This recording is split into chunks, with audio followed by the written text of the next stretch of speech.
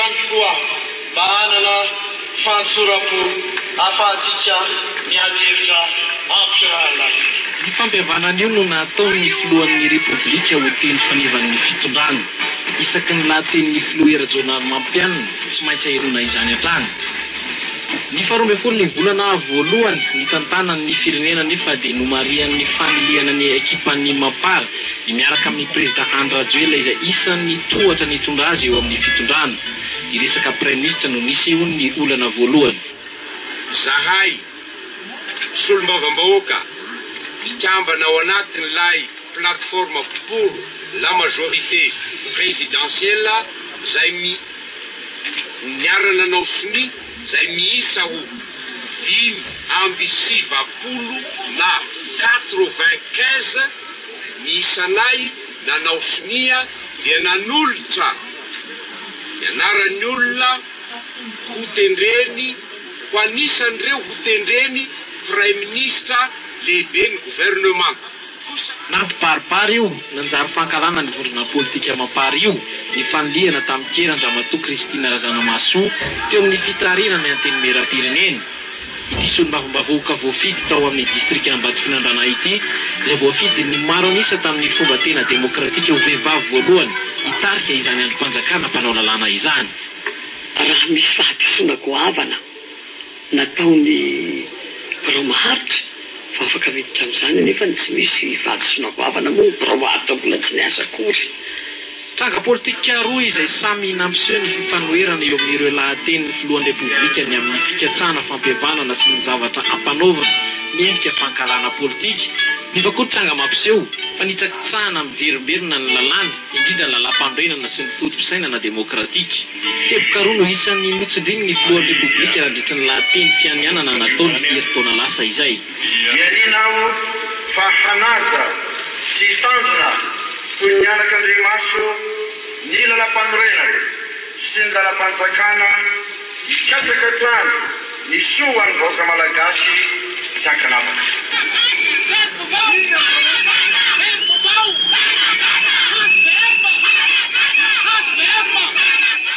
Ny mpanao gazety sy ny fahalalahana maneho hevitra nanjary fahavaliny mpitondra ihany koa tao anatin'ny 12 volana izay. Tao anatin'ny 10 taona mahery ity fitondrana ity no nifandona mafy tamin'ny mpanao gazety nitondra ny mpanao gazety hatreny an-dalambe mihitsy. Ny olona fehivavona ny vonona ny ambadika peza fa oka sanatry ny vava vatsy fianarao mpanao gazety no hitirana indray fampisavovona hevitra tahaka an'izany.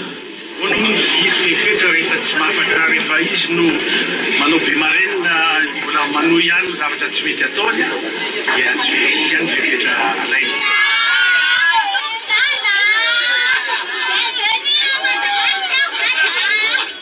Tranga politika tena nampangovotra ny mpitondra faratatony sy ny manodidina azy izay zaza avao amin'ny tontolo politika ny Raharaha Valomanana.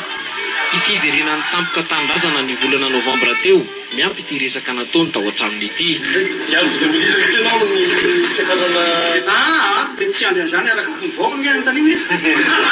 Resaka miendrika fandrahonana ho an'ny ekipan'ny era-jonary Mampianina teto andapany Avoloha izay tsy nisalasala ny refepetra tamin'ity filoha teo aloha ity.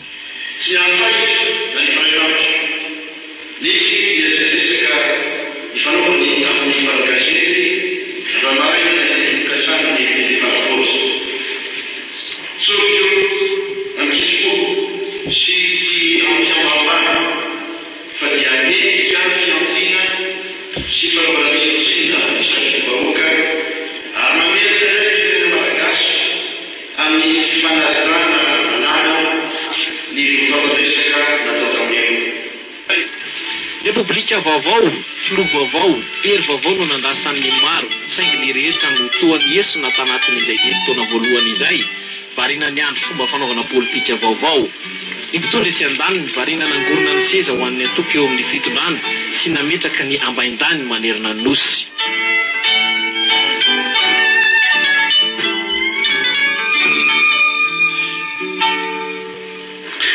Zany mikasika ny fanadihadiana eo teo amin'ny lafiny politika ireo sary heverina fa nisongadina nandritran'izay herintaona nafilohana ireo atao hoe rajonary mampiana izay a niova ihany koa ny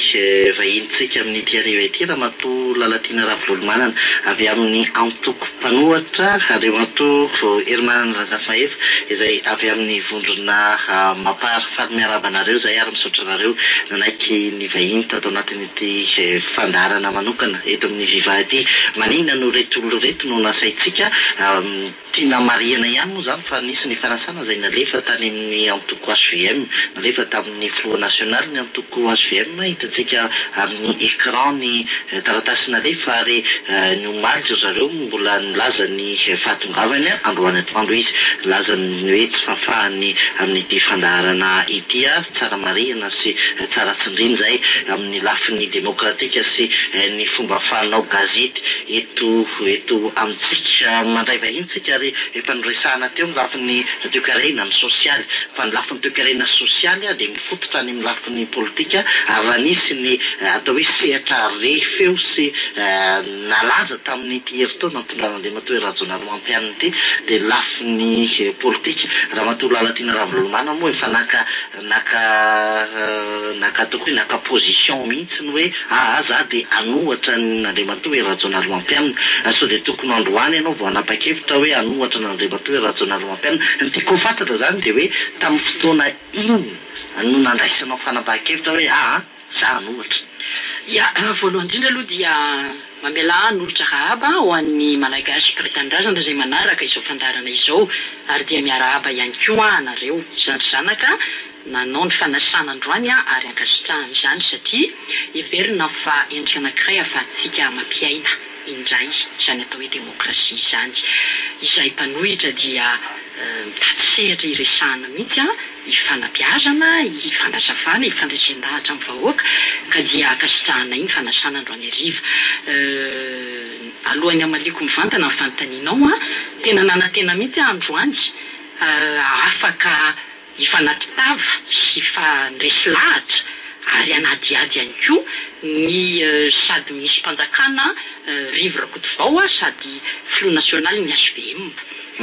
satria veriko fa ny fafahana mifanakalo hevitra irahany malagasy rehetra mandre dia tena anisan'ny zava-dehibe mihitsy ahafahan'izy ireo mijery sy mamakafaka hoe inona marina no misy eto amin'ity firenena ity fanontaniana mety famiko dia hoe tamin'ny fotoana tahaka n'inona ianao nanapa-kevitra nohitra dia tsindriko aloha fa ampanetretena ny ilazany zany ny tena koa dia nanohitra nanakina mitsikera ary mitondra anjara-birika ihany koa tamin'ny fanolorana tolo-kevitra tamin'izay fitondrana ny fandimby teto ka hita fa nisy tsy mety eo amin'ny fitantanana ny firenena tsara patsahivina ampijery antsika sy ny mpiainaotsika fa nanohitra ary nanakina mavaivay ny fomba ny tantanana ny tetezamita ny tenako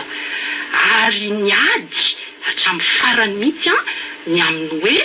tokony avely safidy amin'izay lalam-panorenana tia ny anorenana ny repoblika ny malagasy fa rehefa io lalam-panorenana iainantsika sy nananganantsika nanorenantsika ny repoblika fahefatro ny lany maronisa ary ny ekena ny angatsika nanatotrana ny fifidianana nazahoantsika n'izao 4e repoblika zao dia resy ny hevitra'y demokrasia ny resahana nanaitra izahay nanohitra n'izao fitondrana izao ary mijoro mazava tsara satria tany ampiaingana tamin'ny fanorenana ny androm-panjakana samihafa tao anatin'ny repoblika faefatra ity raha tsy teny fotsiny afa-tsy ny nananganana nanendrena ny premier ministre Koly Roger hitatsika tamin'ny famakafakanana ampatsahivina reo teo hoe solombavam-bahoaka 5 tao anatin'ny atao hoe PNP no nanolotra zany premier ministre zany tany amin'ny flot rajonary mampianina dia hozy izy hoe misy fanodikodinana na fanaovana tsinitsinina na famiravirana ny andiny ny faefatra amby 50 ao anatin'le lalam-panorenana izay nanaovan'ny fianianana zany ary zavatra tena tiako napetraka tamin'ny sady mampifangaro ihany moa zany hoe flot national ny HVM sy ministra mitondra ny firenena satria aniko zany fano politika zany dia tsy mety efa nataony teo aloha zany ary milovaina fa ny tena anaiky napetrako mihitsy androany dia ny hoe fa dia inona loatra ary no zavatra mitranga na zavatra mitranga no ny flot ankehitriny ane nanana ny maronisany miara-lany taminy ny mampara zany nanana solombavambahoaka 7 efa nanana ny maronisany izy ka naninona ny lasa nisy maronisa vaovao natsangana hoe PMP zao tsy eto ny SVM zao fa mapara no eto dia ho antanitsika mapara hoe sodinareo mapara no tsy mety miaraka tamin'ny flosa sa inona le zavatra nisy satria fanina ihany ny olona mijery hoe nareo nidina teny kanja nanao fampelezan-kevitra nge ifetra tiizako kely aloha inona ny antony anoerany afaka apetrakintsika mapara le fanontaniana rehefa avy eo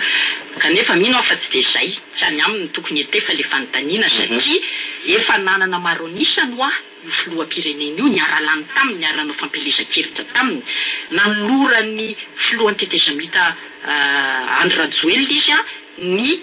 fanelo anatotosany fanamby izay nataony tamin'ny 2009 zavabe dia lany le maronisa niaraka taminy dia lasa izy namboly maronisa manao ataoko hoe alliance contre nature zany hoe tiako tenenina zany antony lehibe anisany nahatsapanay fa olona tsy mitana ny teny nomena izy olona tsy mahay manaja tsy manana reconnaissance amin'ny mpiaradia aminy ary indrindraindrindra hamadika na mitaka le tolona ny matimatesan'le vahoaka tamin'ny 7 aminay zany amiko zay manao politika amin'ny fototra amina fomba fijery sy foto-kevitra tsy azo keny zany eo zany nanomboka ny famorina sy ny famondronana ny hery ny mpanao politika tena tia tanindrazana hoe ahoana ny ataontsika amin'ity fa zany olona mitsipadolaka ny tany zany tsy mitana ny teny nomeny zany tena tsapikisana atotosany fampievana-pirenena zay apariny tamin'ny andro nanaovan'ny fianianana heritaona lasy zay tsy hototosany zany ka nany ao an-tranony ary ailiny vomaika moa ahoana ny fomba ahafahany manatotosa le fampievana-pirenena tena izy nanomboka teo zany dia mitohy ny fanoerako za manokana sy ny fanoeranay zay miaradia ao anatin'ny namolavolany velorano mpanohitra na ny charte de l'opposition ny fanoerana zay rehetra hita fa tsy mety eto amin'ny firenena. Andriamato Herman Razafy Mahefy, inona no mety ho fetraikany hoe tsy fanarahan-dalàna tamin'ny tany am-boalohany fanirina ny prime ministre izay sy ny hoe ny zava-nitranga atao amin'ny antenimieram-pirenena ka nahatonga ataoko hoe instabilité na fitsinga ilan'ny zao fitondrana raha zao naro mampianina zao. Dia mbola manatitra ny fiarabananareo tompona raiky teto amin'ny vivalo ary miaraba ny mpanaraka zao fandarana zao ihany koa. Amaliny fanontaniana tokoa ary tiako ny manamazy dia ny voalohany aloha fa ankoatran'ireny charge zay hitantsika teo reny zay mampiseho ny lafa ny ara-toekarena sy ny ara-tsosialy dia azo tinina amin'ny teny fohy tokoa ny resaka ara-politika nisy tsirim-panantenana tokoa tamin'ny voalohany nisy ny tsirim-panantenana ary na dia reny fiananana hoe anaja ny lalam-panorenany reny ametraka ny hoe tany-tandalàna iady abikolokolo ary tena verimerina matetika zany fampanantenana zany dia tena nisy ny fanantenana tokoa ary navelom-bolo dia io le filazan'ny mpamango faoriana angambany hoe tantely amam-bahona tokoa ny fiainana ny zavatra tena nisy anefany dia tsy mifanaraka amin'izay ary araka ny voalaza moa teo amaliny fanontanianao mahitsy dia mahitsy reny fanonganana ny braomahary ny antenimieram-pirenena reny zay ramatoa Christine Razalamasomo mianatsiny ny manona ny anarana no voatiny filohan'ny antenimieram-pirenena ary ny braomahary zao lany mbola tsy nisy eran'izao tontolo zao mbola tsy nisy zany hoe fitondrana vaovao zany na atsangana borao vaovao ny antenimieram-pirenena araky ny lalam-panorenana fa nintsy mazava amin'ny lalam-panorenana dia amin'ny fomba tena hoe tsy mendrika amin'ny la io moa le averimberitry foany amin'ny tena fomba tsy rariny zay tsy tatiny malagasy mihitsy tsy rariny io dia amin'izany fomba tsy mendrika zany nanombanana an'le borao ary le hinianana hoe hiady amin'ny kolokolo dia amin'ny fomba fanitsakitsahana lalam-panorenana sy amin'ny fanaovana kolokolo zay tsy mbola nisy ohatry zany io moa le lazain'ny mpanao vazovazo hoe république bananière de Malette le io moa tena malaza amin'izao fotoana zao tamin'izany fomba fanaovana kolokolo matsiraviny zany ny Andohany ny taona 424 iny zay zany no nananganana ny borao-maharitra vaovao faharoa zany nanendrena ny premier ministre Andriamatoa Coly Roger ary mbola mitohy amin'izao fiandohany ny taona 2024 zao dia mbola fanitsakitsahana ny lalam-panorenana ihany ka ny vokatry zay moa dia tsotra ihany nge io le ambaratsika ombianombiany eto amin'ny tany sy ny firenena ary mialatsiny raha mampatsiahy ny tokola Rémy Albert mon père Rémy Albert hoy izy raha niresaka tany amin'ny aina manjery ndre mandeha ary heninay izy io hoe malagasy ndreo izy tsy mba primaire fa secondaire tsy mba tonga dia mitrotra amin'ny voalohany raha misy zavatra tsy rariny izy fa rehefa mitambatambatra kosa io dia tsy voatananao tsony ny malagasy dia nanotaniko izy io tamin'izay fotoan'izay zany ny mon père tafahoany zay mianaka io fa lasa korazana tafahoany zay mianaka atao amin'ny taona ndre mandeha dia zay mba hazavao tsara fa isika ozy izy raha ohatra hoe ohatra ny afrikanina zao sy tonga dia mitrotra fa itsika ozy izy manoloana ny tsy rariny ohatrany io ohatra ny gaga tokoa ianao zany hoe tsy mety tsy avoaka amin'izao fa io zavatra tsy rariny io natonga ny krizy tamin'ny 72 tamin'ny 91 amin'ny 72 moa dia niady tamin'ny colonialisme tsy verina amin'izany angambany sy ny hoe fa momba amin'ny fampianarana sy hoe ny fibahana ny vahiny toe-karena zany ake tamin'ny 72 hoe vahiny nibahana ny toe-karena poka ny 72 tamin'ny 91 nijado gadra maninona général mapetraka teo amin'ny fitondrana malagasy anisan'izany tamin'ny 80 anisan'izany zahay io matady malala tsara zany ny président Pernasa amin'izao fotoana zao gadraina ny tenanay gadraina ny mpampianatra ry Rabestota ry professeur Willy Léonard ry professeur André Mapandry fito ny voalaza ny gazety maty amanjato ny maty tamin'izany fotoana zany tsy mahataty azy zany iny vahoaka mbola miverina tamin'ny 91 inona ny farana manoloana an'le tsy rariny tamin'ny 2009 inona moa le tsy rariny kazaa le tsy rariny tamin'ny 2009 fotofana ny tambary akatona ny radio zay mba natsangana mpandrara ola tanora nakatona ny radiony nitenenina ny premier ministre tamin'ny fotoanandro tsy mety ny eo ataonao io monsieur le premier ministre be mananjara olona 63% atao Antananarivo ve maire dia zany no atakinao akatonao ny radio nitrotra ke vahoaka tsy rariny ange zany hoitao zany diara zafy mariva hita tokoa ny fandeny ka zay mba tenenana amin'izao fotoana zao hoe tsy rariny io fetsika zavatra raharaha politika mitranga eto amin'ny tany sy ny firenena ary mbola nitoy zany farany teo amin'ny fanendrenan'ny premier ministre zao miresantsika teo zao le hoe tsy fanarahan-dalàna tao anatin'izay herito amin'izay fa ny zava-misy any rehefa alohan'ny hanao an'ilay asa ny filohan'ny repoblika ohatra ny nanendrena ny premier ministre Coly Roger zavatra nikitihany tao amin'ny fitsarana avy momba lalam-panorenana naka ny hevitry ny fitsarana avy momba lalam-panorenana izy so de kosa le famaritana n'le hoe tany-tan-dalàna no samihafa ho anareo ho atsika sy ny tontondro eo amin'ny fitondrana amin'izao fotoana zao sa ohatry ahoana ny fomba fahitana matao raha tena raha vololomanana azy ny fahitana azy dia voarakitra ao anatin'ny velorano-mpanohitra na ny charte de l'opposition mazava tsara ao ny lalam-panorenantsika ity dia samy manana mifandikany azy, samy manana mifamakiny azy na dia ny samy mahay lalàna aza. Ifandroitana ingizy zao no tena mahatonga ny olana dia ny famakina le andiny 750 sy le andiny 250 ao anatin'le lalam-pandrenana. Satria le andiny 750 dia mazava tsara hoe antoko politika na vondrona antoko politika manana ny maronisa no manolotra ny praiminisitra ho tendreny ny filoham-pirenena. Dia eo amin'izay le etsiketsika le natonga ny anadahako ato ny laza hoe République des Mallettes, satria le maronisa dia avadibadika eo mamadika palitao intelo nefatra ny solombavam-bahoaka anankiray dia mahagaga ary mahafanina ny malagasy ary tsara vakina batsilana. Ka ny azy zany tena metrahako an'izy hoe na io fitsarana avy momba ny lalam-pandrenana inge dia fantatritsika tsara fa ny kitihany ny soloa ny olona anazy, ny olona telo tao dia miteraka resabe ny fomba mihitsy hitantanana ny fomba fanao mihitsy politika eto amintsika amin'izao fotoana izao no ilaina ovaina any fotony. Teny ato momba n'le resaka andiny 750 hoe ny tena zava-mahagaga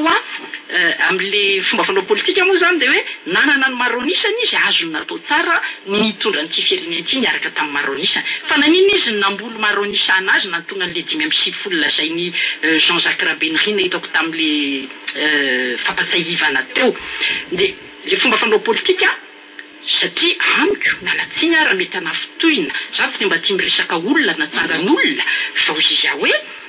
tenen'le mpanao gazety mampamakafakana talohanay menadady teo moa no hoe niomana ve izy hitondra firenena moa ve tena fantany le hoe inona ny atao hoe politika ary inona le fanaovana politika fa fomba ratsy ny tsy manaja ny tenomena sy fivadiam-pitokisana amin'ny olona niaraka zany dia mamofady eo amin'ny fanaovana politika ary ilaina ovaina fongorina mihitsy zany voarakitra eo anatin'ny sary. Faharoa kasika an'io hoe voaviravira le lalam-pandrenantsika reo andininy reo ny 750 sy ny 270 satria nefa reo mifamatotra satria le 270 le mandat impératif an'le député tsy tokony hivadibadika nefa mivadika dia ozy ianao hoe so dia samy manana ny fomba famakiny an'le lalam-pandrenana dia nitsindriko tsara teo hoe tena zay mihitsy aona moa zany hoe raha ny tena tokony ho izy dia tokana ny famakina ny lalam-pandrenana tsy tokony hiteraka jevitra zany indrindra ampatsahiviko fa ny filoham-pirenena ankehitriny dia tao anatin'ny fitantanana ny tetezameta ary tokony andraikitra ambony tao izy anisan'ny nampandany io lalam-pandrenana io zany hoe tokony ho haintsenjery tokony voasimileny tsara zany io lalam-pandrenana io satria io no latsahany nekeny io no nanaovan'ny fianianana maninona kay maninona ary ahoana no antony amiravorana sy tsy anajana io zay tsy dia milaza inona ny vokatr'izay voalaza ao anatin'ny savaranonany dans préambule inge hoe averika eto tsara fantatry malagasy ao anatin'ny lalam-pandrenana hoe constatant que le non-respect de la Constitution ou sa révision en vue de renforcer le pouvoir des gouvernants au détriment des intérêts de la population sont les causes des crises cycliques. Io tsy fanajana n'io lalam-pandrenana io na mifanodika dinana n'io lalam-pandrenana io no miteraka ny krizy eto. Tantara zavatra dehibe ny anadahako ato hoe zao matezitra amin'ny vahoaka ny tsirany za tsy hiresaka an'izany akory satria raha mahitsy zany zahay amin'ny mampanohitra anay ivelany fitondrana satria eken'ny HCC zany mampanohitra anay extra parlementaire zany tamin'ny arena voakany tamin'ny 17 septembre 2014 zahay dia milaza fa ity république fa efatra ity dia tsy maro toerana satria nahoana tsy voahaja ny lalam-pandrenana tsy voahaja hatrany ampiandohana ny lalam-pandrenana raha vo nitsipadolaka ny tanany filoham-pirenena ankehitriny ka nanodikodina sy nampiasa pailalàna mipomba azy hatrany amin'ny fitsarana avy momba ny lalam-pandrenana ialana tamin'ilay maronisany any amiko tena olana. Andriamateur Marina Zafy Mahefy ny fahitanareo an'izay hoe mialany le maro anisany zavatra mahagaga dia zao ty lalam-panorenantsika ty tsy hoe lalam-panorenana hoe dia tena tokana tany fa misy lalam-panorenana mitovitovy amin'io ihany maneran-tany amin'ny firenena hafa na sy Maurice fotsiny ary dia fa hoe zay majorité ao anatin'ny parlemanta no lano lasa prime ministre ny any frantsa ihany koa ohatran'izany zay maro anisa ao anatin'ny parlemanta no tsy maintsy tendren'ny filoham-pirenena ao maro anisa be zany ny firenena fa zavatra mahagaga hoe fa maninona no eto Madagasikara no misy adihevitra goavana be mandritra ny 3 volana zay vao hita André Matokolo Roger no ataon'ny filohan'ny repoblika ny prime ministre izy io hoe tsinjo tany mpanaovana propaganda tany hoe tsy amely le rangaty io zany ohatra misy somaro lafindromo zany le fanontanianao le lalam-panorenana ie mazavy ary miainga avy any amin'ny vahoaka izy io nisy fangalana ny feom-bahoakany consultation tany amin'ny commune tany amin'ny région mbola fivoriam-be teny vato mazava ny lalam-panorenana ary tsy misy dika teny maromaro fa tokana ihany ary natao soratra mora mihitsy ny nanombatana azy kanefa moa nolesaina maramara tsy te hijoro amin'ny marina fa andeha amin'ny lalana tsy mahitsy dia manao dika filana ny sasany ary mbola nanamafy an'izany moa ny sekretera général ny atokony fitondrana mbola nanamafy farany teo hoe fahitanay azy dia mbola lazaiko ary mbola veriko tany tsy fahitanao azy ndalam-panorenana izy fa ny ndalam-panorenana dia fahitana tokana ihany dia ny article 54 moa famatotra amin'ny article 72 araka mbola azany anabavy teo mbola misy koa ary ny arena avoaka ny CES cour électoral spécial mbola misy ihany koa aza ny lalàna anatin'ny feny solombavam-bahoaka règlement intérieur zany mbola manamafy fa tsy mety mihitsy mibadibady io na karamainotrinona azy ianao misy aloha mandat impératif misy an'ilay atao hoe discipline de parti ny atokony lehibe indrindra na ny vondrona toko no mibaiko ny député fa tsy hoe misy député amapolo mihitsy mivorivory atsy amin'ny cafétéria dia manao soni tsy zay le dikan'le lalam-panorenana ke zay nefa norovan'ny fitondrana ary mahavariana aza ireo député mamadika palito reo maître Moussa avocat moa le secrétaire général ny atoko-panjakana raha tsy diso maître ny fitsonazy dia avocat nianatra lalàna angambany tena hoe avocat du diable miaro ny olona mamadika palitao nefa ny article 72 dia mba natao mihitsy mba ifehezana an'le olona aloha hoe géométrie variable le miovaova hevitra foana miovaova antoko iny mantsy le mampikorosofahana amin'ny firenena ka zay zany ny zavatra mampalahelo momba n'ilay fanontanianao le momba ny le hoe tsinjonareo ve tany amin'le botonga le mialatsiny fa any amin'le le hoe tsy tsinjo ve dia ny zavatra voatonga ange lay ranamany prime ministre zay voatendry tamin'ny fomba sadasady iny André Matokolo Roger dia io moa misy an'ilay programma na ny zavatra atao dia tsy maintsy sometrava na ny amin'ny filoham-pirenena ny zavatra nambarany voalohany raha hoe iverena ko nolafin'ny toe-karena dia toe-karena tombony ari-karena 700 tsiry-panantenana tsy isotro zany inona tsony moa problema ka raha zany ary aveo hoe mba hoe tonga an'le fitenin'ny économiste hoe répartition des fruits de la croissance na hoe vokatra zany fitombony ari-karena zany mba misy mipitika any amin'ny vahoaka dia tena tsisy tsony zany ny crise ara-tsosialy indrisy nefa tsy nahatratry ny atsasany akory latsaky ny 300 fitombony ari-karena ary tsy zay ny namorona zany fa ny loi de finance farany teo ministry ny teti-bola-panjakana namoaka hoe latsaky ny 300 eo fito nampanantenana amin'ny vahoaka ary mivokatry le izy moa dia zava-doza any amin'ny fiainam-bahoaka satria mbola mafisiny le hoe mialatsiny satria ohatra miditra toe-karena moa zany zavatra zany satria resaka sosialim-bahoaka ihany no amafisiny ny atoko-panjakana amin'le hoe ny anay dia social libéralisme ny fomba hitondrana ny firenena ka dia hitamo social no zany hoe libéralisme zany amin'ny économie tsy hoe tsika angamba tsy atoro an'izany fa dia hoe lalàna ny tolotra sy ny tinaty no mibaiko azy vérité des prix iny mivokany iny tonga dia nidangana zay tsy izy ny vidin'ny solika raha tena vérité des prix mampalahelo iry zavatra mitranga amin'izao raha tena zay no ampiarina raha mialatsina amarana kely anay teo koa raha tena vérité de prix tamin'ny volana jona tamin'ny herintaona nge $90 ny barily ny pétrole amintsika miteny zao izy 48 raha vérité de prix nampiarina ohatra hoe libéralisme économique ahoana ary ny tsy misy fidinana ilay izy zany hoe tena libéralisme marina miraitsy-drombakomba araka le volana teo any amin'le mpanambola nahita toerana zany a dareo ny volana teo filatex na ny pétrolier zany a miraitsy-drombakomba amin'ireo fitondrana amin'izao fotoana zao ary manao akila-baon'ny vahoaka na dia mody mameme potipotim-bary sy ny inona sy ny rehetrarehetra ary mbola ireny mbola sosialy fanampena maso vahoaka fa tena miraitsy-drombakomba 100 isan-jato amin'ny pétrolier vahiny amin'ny mpanambola vahiny sy ny atao toerana fitondrana amin'izao fotoana zao zay ny libéralisme anapotika ny sosialim-bahoaka mihitsy io nefa zay mba niadina teto amin'ny tany sy ny firenena tamin'ny tetezamita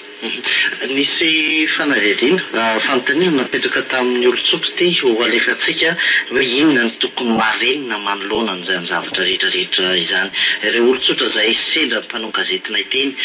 no mamaly ny fanontaniantsika mba fiasany amin'izao fotoana zany fa mitaraikraiky dia tsy oasa sy tena tokony hoe araka daholo zany ny olo rehetra samy miaraka daholo zany tsy sina resaka politika tsony resaka politika le sady ohatrany le izy koa ohatrany manahirana be fa le tsy mijeriny ny vahoaka jereo mijaly ny sorderana inona le lalana n'inona tsy minesika hoe sy leo amin'le mpanao politika ihany za eo ambony eo ihany fitondrana eo amin'izareo le mpitondra mihitsy zany tsy manana fahavononana izy tena hoe ho an'ny firenena le fijerena amin'ny fiaina majinika aloha zao ny lesoko hitako amin'izao tsy mijery vahoaka majinika le vahoaka majinika efa miasahiran'andro aman'alina tsy mitsinjo ny vahoaka majinika izy tena olana beta be mihitsy hitako lesoko amin'izao fitondrana izao zany amiko aloha tsy zavatra mivoatra satria ny lalana tao ambarina tsy ambarina ny mpivarotra tao hitady korontanina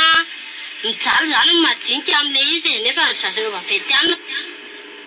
zay ny fanontaniana napetraka tamin'ny olona nahitsika tany an-tokantrano fa ny lesoka no nanontaniana tamin'ireny olotsotra ireny zay ny fahitan'ny olotsotra azy matetika dia ny hoe ny ao ambony ny mpitondra zareo ao no manana olana ohatry ny lazana hoe tena misy elanelany mihitsy ny mpitondra sy ny vahoaka raha reny valiteny nomen'ny olona ireny ny vondrona mapara raha ho an'ny vaovao ihany koa atsika mpiaino sy mpijery amin'izao ariva izao nisy ny fametrahana ilay requête teny amin'ny fitsarana avo momba ny lalam-panorenana mikasika ny tsy fanarahan-dalàna amin'ny fanendrena ny prime ministre amin'izao fotoana izao ary raha tsy diso andriamatoa Herman Zafimahefa ny fitadidiako ny lohan'ny nidirany tao amin'ny fitsarana avo momba ny lalam-panorenana andriamatoa Eric Rakotoaso dia nanambara fa ny mapara no manana maro anisy ny anivo ny antenimieram-pirenena ny lohan'izy na mpitsara azy zany tao amin'ny fitsarana avo momba ny lalam-panorenana rasatsika atoato no mety ho valiteny ny fitsarana avo momba ny lalam-panorenana fa raha iverina no andriamatoa atao amin'ny ramatoa Lalatina Ravololomanana nda niresaka ao teo dia ao amin'ny assemblée nationale ao amin'ny antenimieram-pirenena ao na niresaka andriamatoa Herman Zafimahefa ao tena misy ny olana goavana indrindra amin'izao fotoana izao eto amin'ny firenena anisany ary le fanaverina kely amin'ilay fantenao tany am-piandohana hoe inona ny natapa-kevitra anohitra le fanoerana ao dia mifototra nay manokana zany dia eo amin'ny fahatsapana mihitsy fa le fomba fanao politika eto Madagasikara no ilaina ho vaina any fotony mihitsy tany saiko teo ny tsy manaja ny teny nomena ny mivadibadika palitao ny maniratsira ny fianakaviana politika anao ka mandeha mamboly alliance contre nature mandeha ny vola zay voarakitra eo anatin'ny charte de l'opposition hoe république des mallettes ary maninona moa no na afaka namboly majorité parlementaire ny ono moa zany hoe PMP plateforme pour la majorité présidentielle raha tsisy vola niodikodina atao misy vola be zany nge fatapoko fatapirenena nisy nataony Bianco amin'izany fanadiadiana aiza zao ny faran'izany ahoana momba an'izany fa mbola tsy niriko indray anisany tena andro fanjakana misy fahalovany io satria zavatra mahagaga ao anatin'ilay antemera-pirenena vadiky ny telo inefatra mipalitao sabaka grand écart ny solom-bavambahoaka firy volana miady ny tombotsoany a 4 anay ny passeport diplomatique anay ny indemnité anay ny carburant zany ny divana atao solom-bavambahoaka ny tenany no ilainy maka tombotsoa tena izy fa ny tena zava-doza dia ity ary tena heverinay ary mahatonga anay tena manohitra ary manohitra amin'ny herinay rehetra tsy fanakorontanana mbola resahako io zay rehefa avy eo satria zao misy resaka be to rehefa naongana ny birao maharitra mitarihana Ramatoa Kristina Razanamahasoa zay da anisan'ny nanambara hevitra tamin'izany satria na inona tenenina dia fifidianana ara-pomba demokratika no nalany an'le birao maharitra mitarihany Kristina Razanamahasoa faninana taminy ane ny filohan'ny antemera-pirenena ankehitriny fa resy ary zany a dia zava-mahagaga ahoana moa le député za teny amin'ny antemera-pirenena tamin'io ary joroko vavolombelona zany dia mahita vorovorina tao amin'ny kafetaria zay mba nanana député vitsivitsy mifampiresaka sy ny mifanerasera taminay vola no miresaka amin'izany hoe ary ny plébiscitena satria tsisy mpifaninana taminy dia lany 100 oriole amin'izao andro mazavy zao anatina androm-panjakana tokony manda ny demokrasia dia misy lany 100 zany anisany anankiray vola be miodikodinao fa ny teny ho filohan'ny antemera-pirenena ankehitriny io hoe misy volam-bahoaka naodikodina atao détournement des deniers publics dia mifanilaka teo hoe ny birao maharitra taloha nanao an'io fa tsy zay tamin'izay fotoan'izay za tenako manokana dia niteny hoe asio famakafakana sy fanadiadiana io enquête mahakasika an'izany aiza ny bianco aiza ny inspection générale de l'état ary rehefa tsy hanao an'izany zareo ataovy audit privé io volam-bahoaka naodikodina tao haute trahison ne zany volam-bahoaka ao anatin'io androm-panjakana aiza ny nefarany zany mba mangeta eto izahay atsivo mangarahara ao amin'io atao misy an'izany hoe andeha anao motion de censure satria mahatsapa le solom-bavambahoaka hoe reto ny zavatra tsy vitan'le gouvernement dia efa azo ny sonia anaovana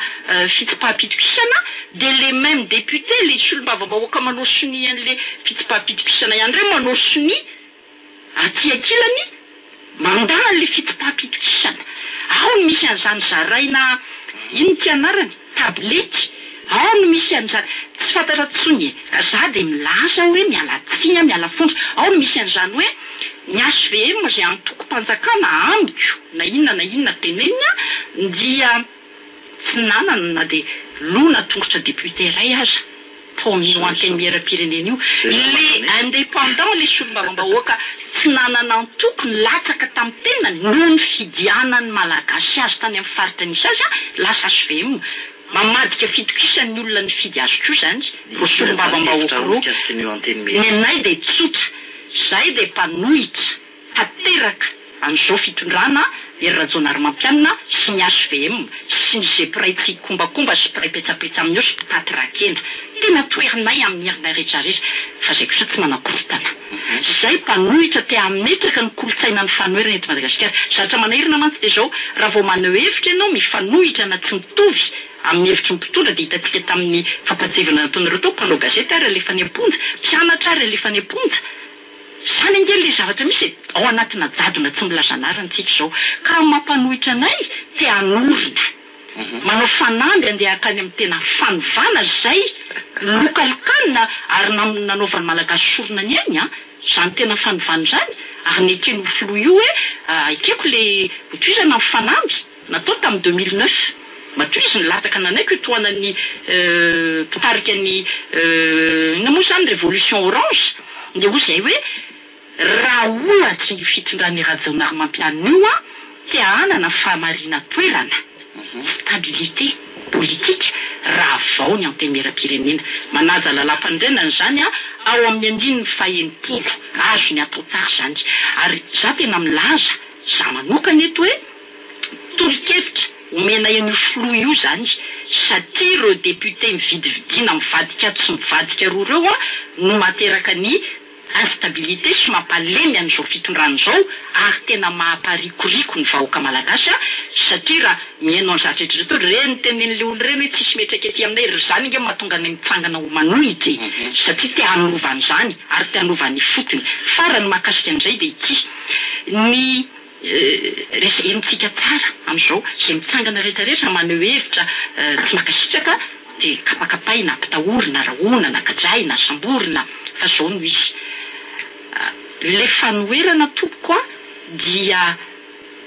tsy fanekena aloha tsy firaviraviana tanana manoloana ny hita fa tsy mety amin'ny fitantanana fiainana fandraisana ndraikitra zany tsy fijoroana vavolombelona fotsiny fa miantsehatra ianao manakina amin'ny fo madio ary manao tolo-kevitra ihany koa ka zay le tolo-kevitray azon'le filoham-pirenena atao tsara ny mandrodana n'io assemblée nationale mandrava an'io mba ahafahantsika afahany izy ery rajonarymampianina sy ny HVM manana ny tena majorité fa tsy mividy aty sy mividy aroa amin'nitra vitsy andriamantoery manana zafy mahefa ny ndramantolala tiana ravolomanana hoe raha vao ny antemeram-pirenena ho an'ny mampara inona no vahaolana menareo ny filoha ny vahaolana aloha dia ny fanajana ansakany sy andavany ny lalam-pandrenana raha tsy miditra amin'izay dia isy ny instabilité ary le instabilité politique dia fanitsakitsahana ny démocratie ary io moa efa fantatra ke zany tsisy fampandrosoana tsisy développement sans démocratie dia ahoana ny fomba fijerinareo ny efa taona manaraka moan'andriamantoa rajonarymampianina raha toka tsy miverina amin'izay lalam-panorenana izay tsy amondo hoe aritra firy efa tsy ajainao ny lalam-panorenana nge zavatra tena marefo le fitondrany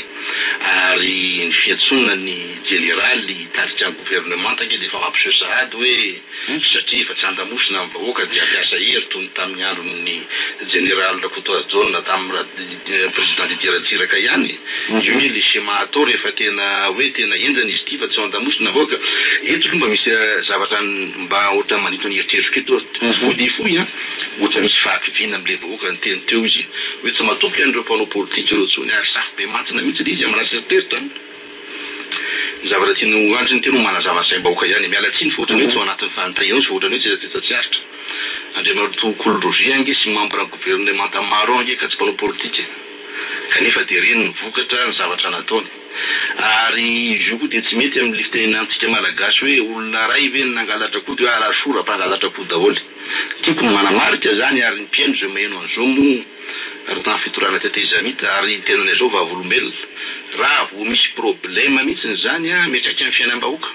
ohatra ny tena moa président commission développement rural atao amin'ny CST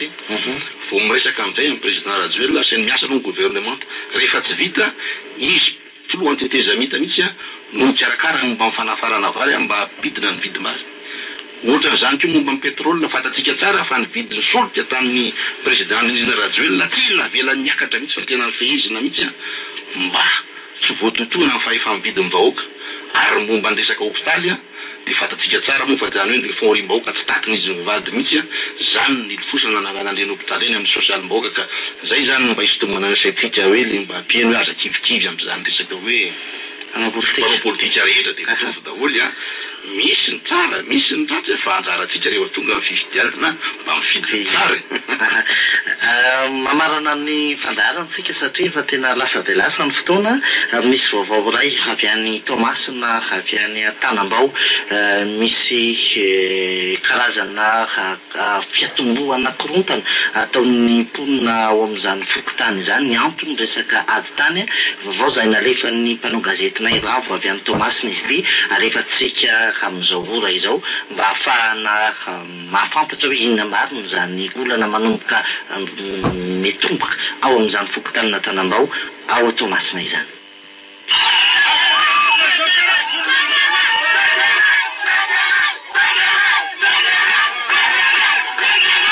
eto Tanambao fahadimy manambatra ny hery ny fokon'olona fanambaran-kery manohitra ny fakamin'olona ankery ny tanin'izy ireo eto fokotany roa mivoakasika 1391 1382 83 ity asehontsika amin'ny sary ity ny taratasy avy amin'ny vady tany milaza ny tokony ialan'ireto fokon'olona ao anatin'ny 27 etsakilany manome vanikafatra reto fokon'olona ireto tsy aly izahay efa miandoalaka ny ranombary mihafanana raha ty dia miala siny zay ampitondra fazakana raha ohatra ka tsisy mijery zay a dia ho isy lalakafa ombanay raha ohatra ka tsisy mijery zahay vao akasahirana aiza moa ny fihavanana amin'izao radradray na taria filohan'ny republika jusqu'à midina ty ambany aty fihavanana amin'ny fomba hoana vao akasahirana anaty lalapasika aty esorona ampitahorona zay dia mametraka sopona ndraiky zay raha misy korontana ty tanamborosaiky a fa tsy mijerene misy ny mpitondra eto mbaratondra ambony zany ka zay dia mametraka fa tsy petraka zay ady tsy lefika zao sorata hitasika zao rehefa tsy fangazy dia miady saoana vaoka araka zany milaza ho afanenina amin'ny zavatra mety hitranga manon'olona ty raharaha ty reto fokon'olona ireto izy ireo izay manamafy fa tsy hiala amin'ny taniny na dia hiafara ny fofonaina azy inona ary ny hitranga oriana ny valombe fampoloro mola tsy fantatra ary tena tsy fantatra ny amin'io ho hitantsika eo ihany ny toy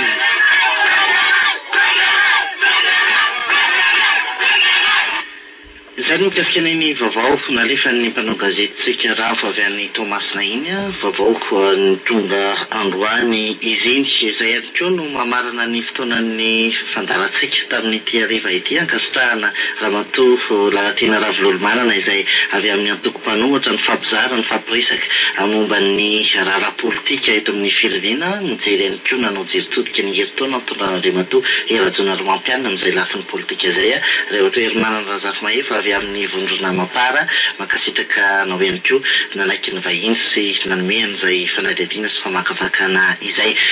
izay ihany koa no mamarana ny fotoanantsika ankasitrahana ianao mpijery sy mpiaino nanaraka hatramin'ny farany